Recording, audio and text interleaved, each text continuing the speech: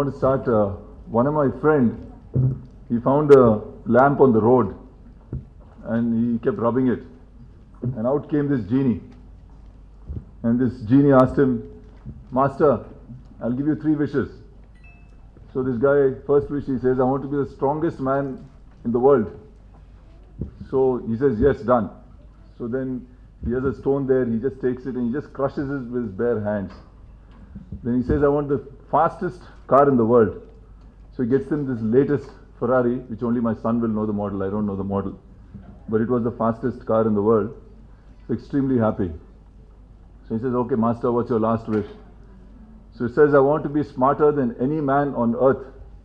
Poof, he turns into a woman. I think, now I'm faced with a lot of intelligent women here. Personally, I'm boring. I'm not very interesting. Business is always boring. It's only something which, of course, I love to do and I enjoy. But for all of you, it's boring. So what can I speak about which matters and which makes sense to all of you? As I was a child, I noticed and learned 3 things from my father. The first one was, whatever you do it with your heart and soul. The second thing that he taught me was that whatever you take up, be the best. Don't be second best. So you always strive for excellence. Strive to achieve the maximum that you can in whichever area you enter into.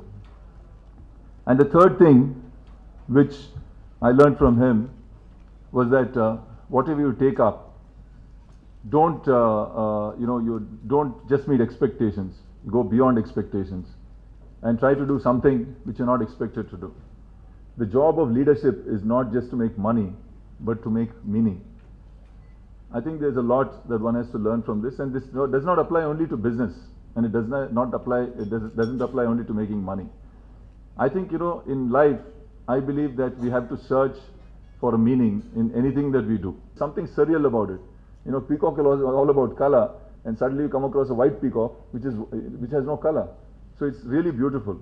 And so we said, why don't we think of a concept of 1,000 white peacocks in the sky?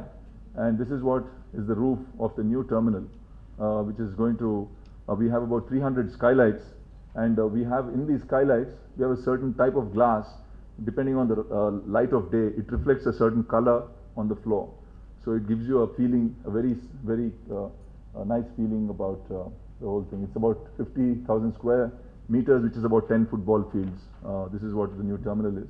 These are some of the images. I won't go into too much detail in this. Check-in lounges, retail.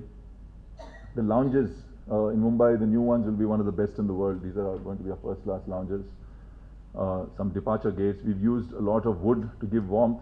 This is the only terminal in the world which will have 1,000 chandeliers. The chandeliers are shaped like lotus flowers, like a bud, the middle and fully open blossom, again to give a feeling of India. And a lot of gardens and waterfalls in the airport. And of course you had so many programs about saris and various other things about women. And women in many ways reflect the culture of India. But it's unfortunate that with all the development that is happening, most of us, especially the younger generation, are not really getting exposed to many of these things. We've collected 6,000 pieces of traditional Indian art from the 8th century to the 18th century, and these are right across from north to south, east to west, right from Nagaland to Rajasthan, Kanyakumari to Kashmir. We've collected these art pieces over 5 years. We've curated them, we've restored them, curated them, and they're right now being installed.